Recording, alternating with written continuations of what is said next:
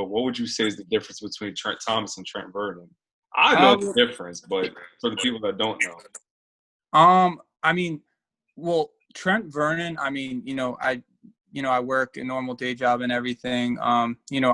Pretty similar to, the type of artist I am. I'm just kind of quiet, but I say my part about the world and how I feel about things. So Trent Thomas, I mean, that's me, kind of being more just, venting and letting people know how I feel about things, and, kind of just showing my crazy side, because, especially during like quarantine and, before all this, I mean, I was staying inside a lot. And, after I graduated college, I've just been pretty low key, but, I'm just trying to drop a lot of music. So yeah, Trent Thomas is coming out with a lot of stuff. Yeah. Bro, this is a long time in the making. The bigger picture. So by the time this is out, the bigger picture is going to be out too, because we're gonna, obviously we had this conversation before, but everyone's going to hear this and see this when the project actually comes out. So this has been in such motion for quite a while now, What would you say? And I always ask you this, but I just want you to let the people know too. What was the holdup? I feel like there was such a long time, a long wait, and a drought of Trent Thomas music from high school to your times at Cabrini to now. What was the long wait for?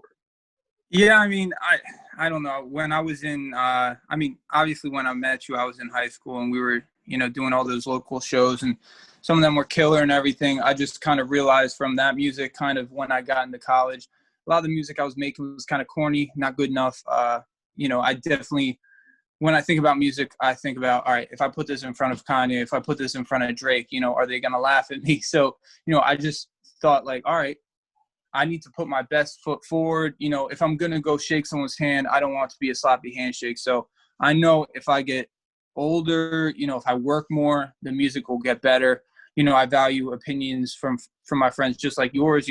I haven't sent you most of this project, but, I send you stuff over the years, and, I'm just trying to get better so I can get to a point where, it's not just my friends who are fans. And, we're finally getting to that point. When I promote these things, people that I've never met before reaching out to me. So it's been really cool. But yeah, a big reason why I just kind of waited until this point is, I just want to make sure that I had a solid, 6 to 8 songs that were just good to put out.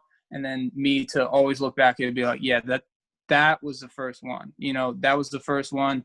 Let's see how I can top it. So let's give everyone the story from the jump, because obviously I know it, because shoot, I was there like 99% of the way. But from literally, and I'm putting my chest stick on while we're having this damn conversation. But so from the jump, from like high school, right? You and I met around in high school. You've always been a very popular person, right? You're modest. You won't admit it, but I'll say it for you. You were a very, very popular person at PV when you were at Perkiomen Valley, correct? I mean, nothing crazy, but not about the popularity thing. I'm saying that you went to PV. Okay, well, yeah, right? Yeah.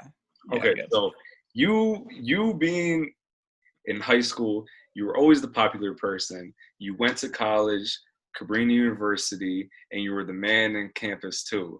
What in the world? No, if you ask me, you've always had this energy about you that was very magnetic. People wanted to be around you. So what do you think in high school attracted people to you so much? Because to me personally, it was your energy. You had this magnetic energy that just made everyone want to be around you. Yeah. I don't know, the kind of person I've always been. I try to be very selfless. I'm very paranoid with the way that I act around people. So I've kind of just always tried to be like, hey, listen, if I just got this pizza pie, I'm not just gonna, have it all to myself. I want to share it with people.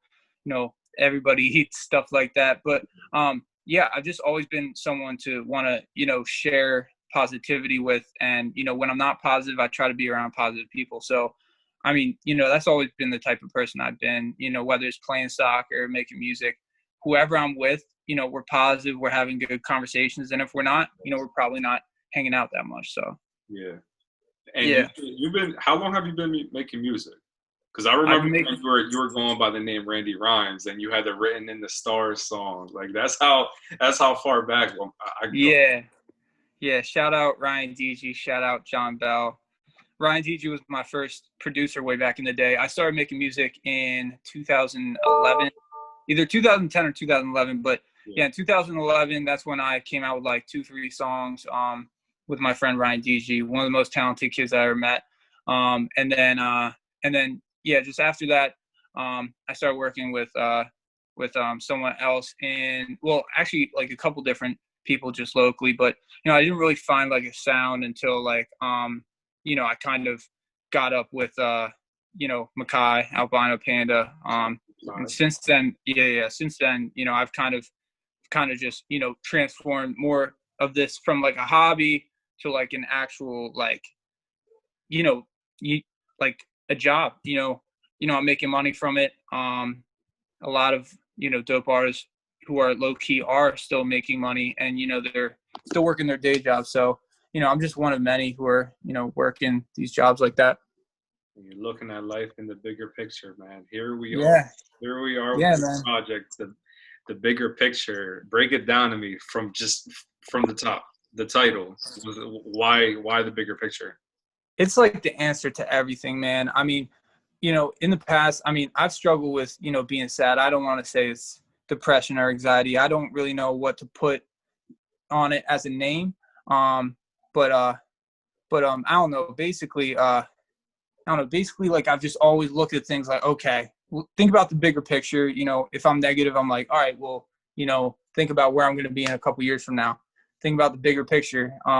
With music, back when I was making music back in the day, I'm like, listen, am I going to get discouraged and stop because like my music wasn't good enough, or because someone like came at me? No, because like one day, you don't know how good you're going to be, or you don't know how big you're going to be. You don't know how happy you're going to be, things like that. So, when my friends are sad, I always tell them, dude, just, think about the bigger picture. We all have a purpose here. And, it's just good to be mindful that everybody has a future, rather than just being sad and putting yourself inside of a box where you're just going to, cry, Yeah. How Yeah. long has it been since you dropped the project? Or is this technically your first project? Technically my first project. I mean, yeah, I made 2 mixtapes in high school, but Yeah. I didn't. Well, I mean, for what they were at the time, it was okay. I don't want to say like it was dope, it was fire, because that's obviously a lie. I just listen back, I'm like, trash, absolute trash. But like now this is my first official project. I've dropped 6 official songs previously since the beginning of 2019. Dropped a bunch on SoundCloud, but yeah, my biggest project to date is the one that's dropping on Friday. Which is the today. biggest picture. Yeah. Oh Which yeah. I forgot we're on today. What would you say is, all right, so story time for the people that don't know it. You're not from our area. The Roars Ford, the PV, the Methacton, Eric Springford, all that. Trent had a song by the name of Go White Boy. That song used to go crazy anytime Trent used to pull up to any show and perform it. It would go crazy. Now, fast forward to 2020, you got the bigger picture, right? Yeah. What would you say it like the biggest progression between the Go White Boy era of Trent and the bigger picture era of Trent? Yeah, I mean, there's so many reasons why I don't like that song, but yeah, well, first let me kind of explain Go White Boy.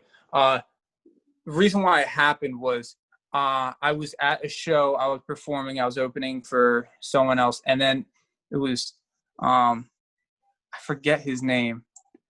Last name, well, I mean something Digga. He was saying Go White Boy. Or Z Threat Digga. It was Threat Digga.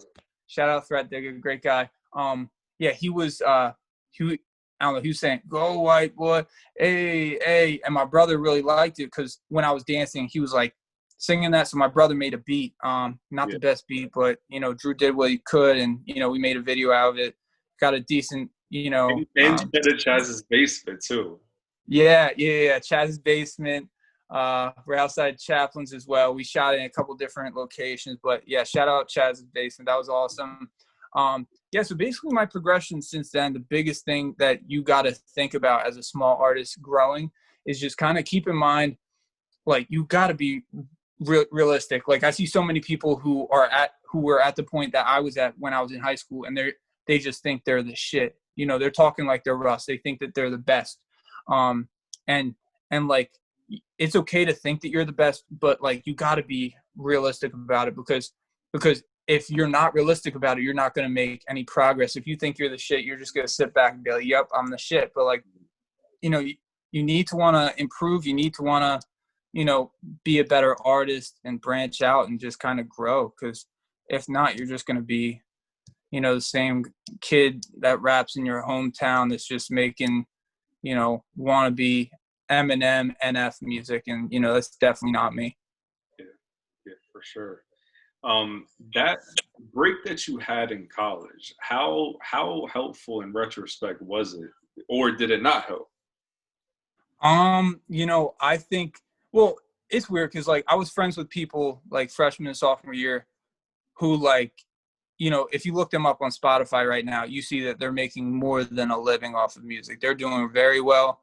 And those were the people that like I was talking to with, you know, bouncing ideas off of, and like we were at the same point, you know, we each had songs with like thousands of views, but like nothing crazy. But I kind of learned during that time, like, yeah, people are gonna blow up, but like I thought about my music at the time. I'm like, this isn't good enough. I don't want people to remember me for the songs that I had then. I want the people to remember me for the better songs. So I wasn't making a lot of great music in college, not until the end of college. Also, just, you know, being around Makai, you know, he knows a lot of talented artists, and you know, he's very well versed in, you know, everything music, in my opinion. So I mean, I respect his opinion. There's some songs I would make, and like, you know, he's very honest. He's like, listen, you know, like, this is good, but like, it's, you know, it's not really you, you know, stuff like that. So, you know, um, you just gotta know when shit's not good enough yet. And Yeah. I really looked at college just like, you know, I'm here to have fun, graduate, get my degree. I kind of wish I dropped more music, but at the same time, I'd just be looking back at it like, okay, that wasn't good enough. Yeah, for sure. Yeah, man. Sure, man. I mean, I always used to be in your ear in college, like, bro, I need you to drop right now. I need you to drop. Yeah. But it wasn't the time. It wasn't the time, like you said. But now we got the bigger picture. I love it. What would you say is the standout track on this project, if you had to say? Well, yeah, so my first song is with Scott C. It's pretty good. It's called Lemonade and Vodka. Um, yeah, it hits. Like, it's the type of song, like, you know, first song when I go out on stage is probably gonna be that, and like, you know, it's just gonna slap everybody in the face. After that, I mean, there's a song called Party. Yeah. It's just by me. It's produced by Makai Albina Panda. And like, it just hits. Like, I'm already finding a lot of DJs and like lo-fi DJs and stuff that can like mix it and stuff, because like it just hits. It's just something that would like blow up on TikTok, something like that. So those are two standout ones. But like, really, like, almost every song, like, so far when I showed people, they're like, oh, that's my favorite. Oh, that's my favorite. So like, you know, I'm happy there's not like a hit on it, because when this all drops and like I promote it and, you know, people start listening, I'm curious to see what some people like, you know, certain friends, you know, certain fan bases and stuff like that. Yeah. So obviously you mentioned Scott C and some other people that you worked on this project. Who are some people that you didn't work with yet that you do want to work with? Oh my God, there's so many. And I'm definitely not going to name all their names just because I can't remember. But yeah, so I don't know. There's so many local people that I'm trying to work with. But just to list a few, I mean, well, I just made a song with Tidge. You know Tidge, TJ. Sure, for sure. You went to college with him too. Yeah, very talented, cool dude. I really like TJ. Yeah, I mean, yeah, I'm trying to think who else. I mean, I have this friend Farini that lives out in California. He's killing it. Yeah. I also have a friend named Jake. I know right now I'm basically just dropping names for you, but I got a friend named Jake who writes for numerous artists out in Arizona. Me and him have been talking about getting some stuff together. There's a lot of artists out there. Also, another one that I definitely want to work with more, who I have stuff with in the talk. Charles Infamous, definitely one. If you haven't listened to him yet, you're definitely gonna want to listen to him because, dude, he's next up. Like, he's fire. Where's he from? He's from Lancaster. Okay. Yeah.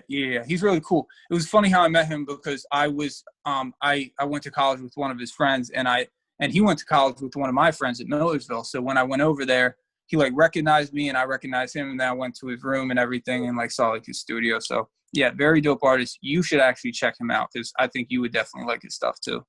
Hey, bring him my way, man. I need someone to replace Tori right now. Oh God, I didn't even think about that. You're such a big Tory fan, bro. Yeah, man.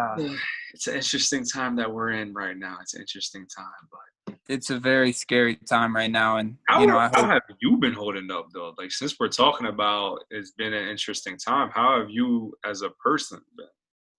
Gotcha. Yeah. I've been good. I've just learned during these times. I mean, people have always said, make sure your family's good, but me just as a 24-year-old guy, I haven't really thought about it that much until you're not seeing your family that much. And I haven't lived with my family for a couple of years now, but it wasn't until like COVID where like we're all inside, and I think it's because we're kind of bored and we're not with our families that we kind of want to see them more. But I don't know, I try to stay excuse me, I try to stay really like just realistic about things, understand the circumstances we're in, how I can progress as a person, as an artist, how I can make, my girlfriend happy, how I can make everybody happy, around me. I don't know. I've been good though.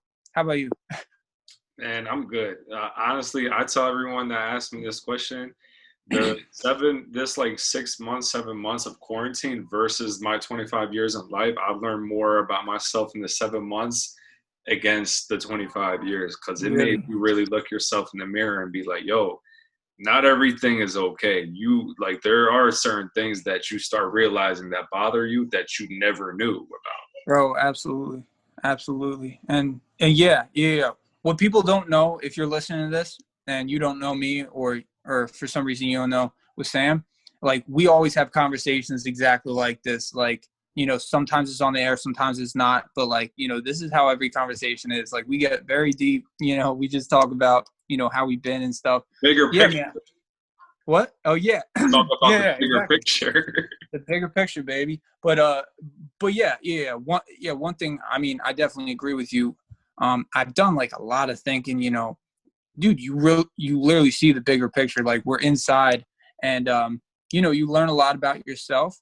I know, like, one thing I do want to say is I've talked to like a lot of, especially like, my male friends, like a lot of guys are like, sad, and they're not speaking with people about this. And like, that's something you got to normalize, man. I think all people, if you're sad or, you feel like you're not getting something that you need, like, speak up, talk to your friends. One of my friends does this thing on Twitter called a homie check. He just tweets, homie check, go check on your like best homies. And then like, he like checks on his homies, and then people, tweet out. So like, yeah, I think it's something, especially during these tough times, check on your friends who are strong, and check on your friends who aren't as strong, Especially the strong ones, man, because those are the ones that are usually the ones checking on everyone else. So they carry the most weight. Yeah, they're carrying the most weight. But the last thing I wanna end off on is, what do you want everyone to take away from this project? I really enjoy it. It's out right now. What do you want everyone to take away from the bigger picture? Gotcha. I mean, the biggest thing I want people to kind of feel is like, especially as an artist or a person, you don't need to just show one side of you. Like obviously from the songs, there's some that hit more. There's some that, make you sit back and like relax more. Just like, there's so many different sides of me. You know, I'm a coworker in the office. I'm, you know, an artist in the rap game. I'm, you know, a son to my parents, a sibling to my, you know, we're all doing so many different things and we have so many different sides. Don't feel like you can't show all sides of yourself, because, you know, once you do that, you're not going to be successful in everything you want to be successful. And so the bigger picture is just understanding, you know, there's a lot that you can do in life, and you just got to, you know, go out and actually do it and understand the true magnitude of what you can do. You know, man. For sure, man. For sure, man. Mhm. I'm super super proud of you. Congratulations on the project. The Thank you, response bro. has been great. You know, I've seen you from, you know, the days that we used to be at Chaplin's every single weekend or every other weekend doing shows, Right. trying to sell out some areas in the Royersford, not even Philly, in the greater Philadelphia area. You know, so we both been at it. We both had a road, and I'm super proud of you, man. And you know, Thank you, bro. I congrats. appreciate that. I'm proud of you too. You're the man. Absolutely, man. So the bigger picture is out, people. Go listen to it, repost it. And if you see this interview, you see this conversation with me and my dog, make sure you repost this too. And subscribe if you Do it. want to as well, you know.